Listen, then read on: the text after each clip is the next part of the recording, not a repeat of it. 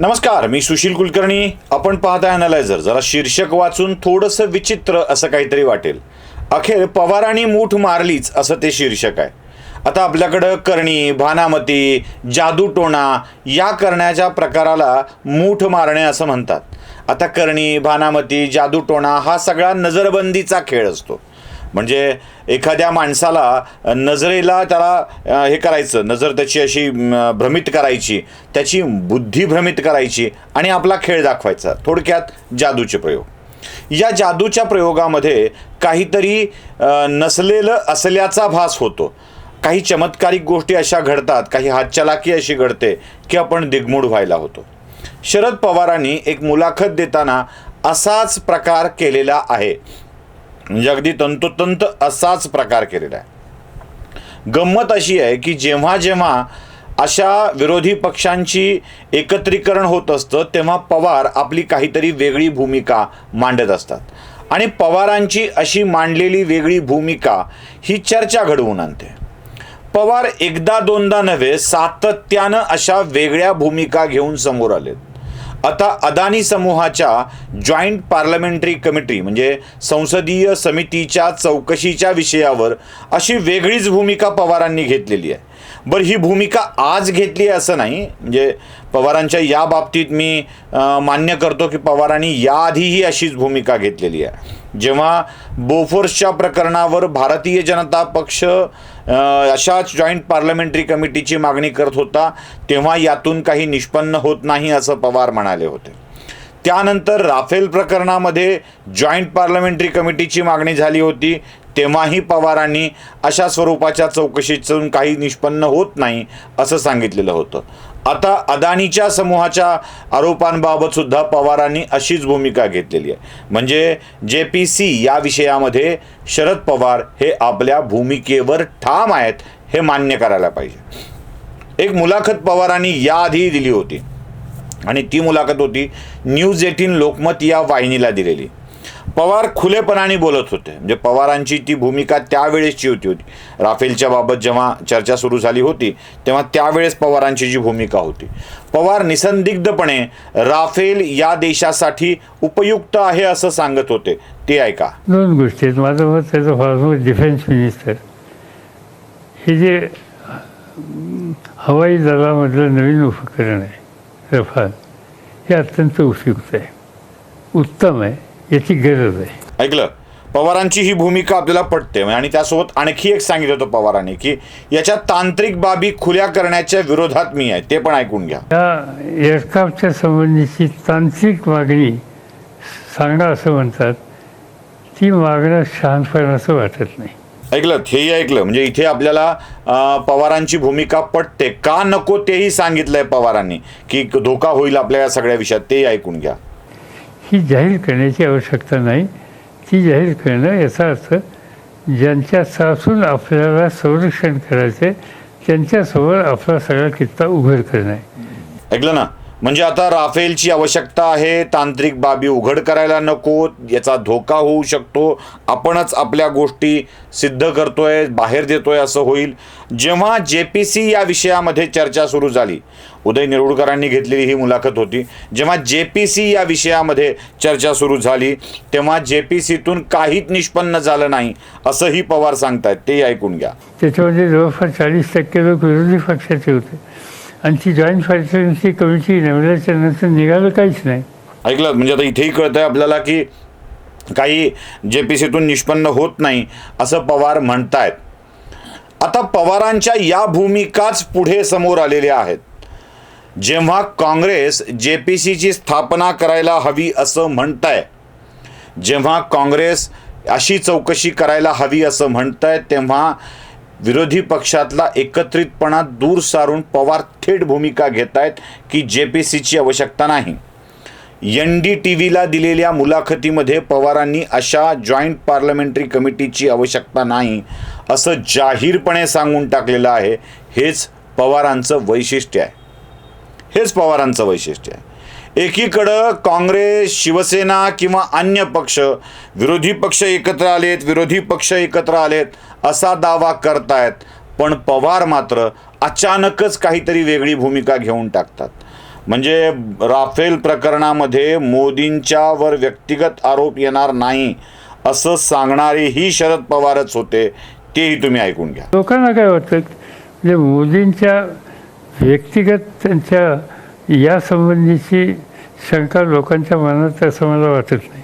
जेव्हा राफेल प्रकरणातच राहुल गांधी चौकीदार चोर है अशी भूमिका घेऊन फिरत होते, तेव्हा शरद पवार यात राफेलच्या मध्ये मोदी जबाबदार नाहीत असं स्पष्टपणे सांगत होते, स्पष्टपणे बोलत होते. जेव्हा जेव्हा राहुल गांधींनी एखाद्या विषयावर काँग्रेस पक्षाने रान उठवलेलं आहे, तेव्हा तेव्हा शरद पवारांनी ही वेगळीच भूमिका घेतलेली आहे. आता ही जेव्हा काँग्रेस पक्ष संयुक्त संसदीय समितीच्या चौकशीची मागणी करत आहे, तेव्हा शरद पवार वेगळीच भूमिका घेऊन पुढे येत आहेत. शरद पवारांच्या या सगळ्या भूमिका राहुल गांधींना स्वच्छ धुवून साफ करून इस्त्री करून कपाटात ठेवणारे आहेत असं मला वाटतं. आता पवारांच्या या बदलत्या भूमिकेविषयी मला आश्चर्य वाटत नाही आहे, मला अजिबात आश्चर्य वाटत नाही आहे. कारण पवारांचे अदानी समूहाशी असलेले संबंध जर आपण बघितलं, म्हणजे त्यांचे नातू रोहित पवार हे स्वतः अदानींचे ड्रायव्हर म्हणून बारामतीत फिरलेले होते आणि अदानींनी बारामतीमध्ये पवारांच्याच ठिकाणी भेट दिलेली होती. त्यामुळे या संबंधाला जागून पवार असं करतायत की अजून काँग्रेसला खाली दाखवायचं म्हणून पवार असं करतायत, याच्याशी मला काही बोलायचं नाही आहे. पवारांच्या भूमिका आहेत, पवार करत राहतील.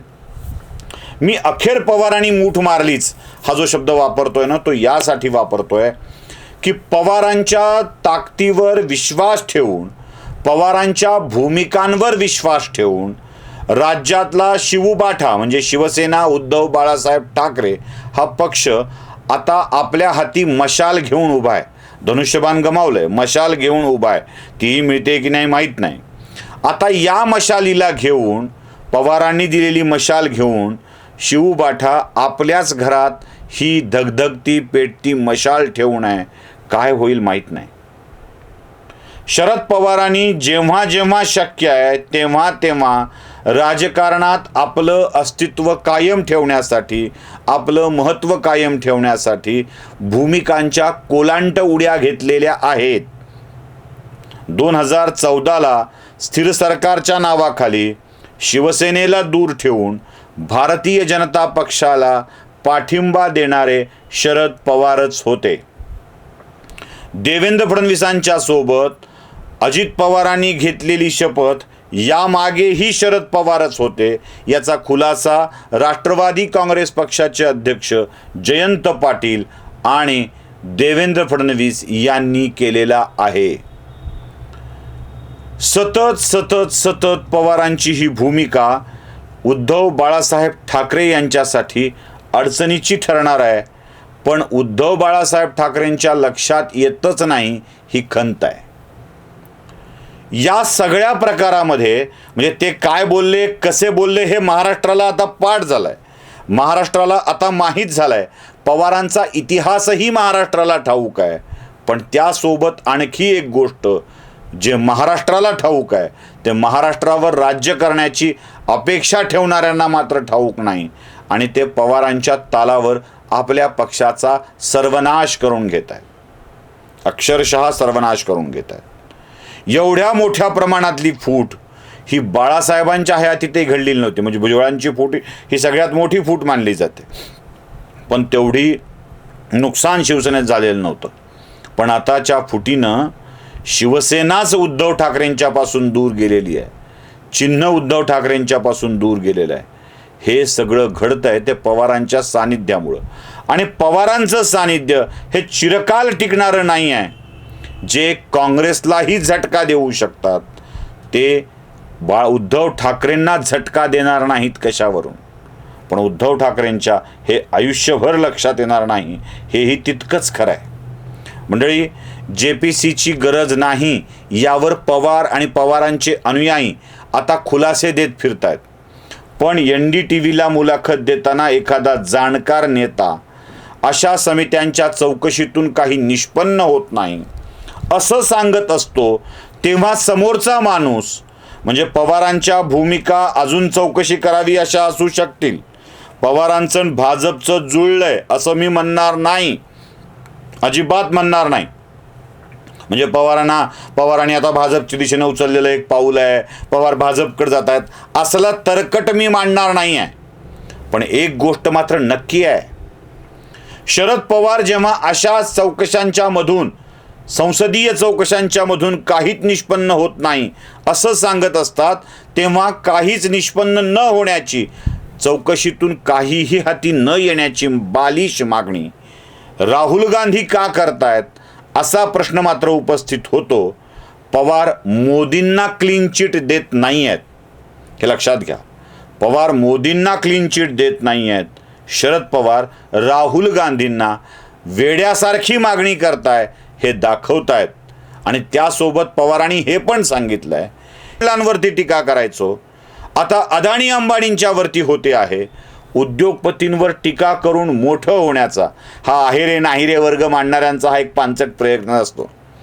देशातल्या उद्योगपतींवरती टीका करणार असाल, देशातल्या उद्योगपतींनाच अडचणीत आणणार असाल तर देश पुढे कसा जाईल हे लक्षात ठेवणं आवश्यक आहे. पवारांनी हेच या निमित्ताने अधोरेखित केलेलं आहे. काँग्रेसला झटका दिलाय. उद्धव ठाकरेंना इशारा आहे, पण उद्धव ठाकरे हा इशारा कधीच समजणार नाहीत, एवढंही खरं आहे. व्हिडिओ आवडला असेल तर लाईक, शेअर आणि सबस्क्राईब नक्की करा. धन्यवाद.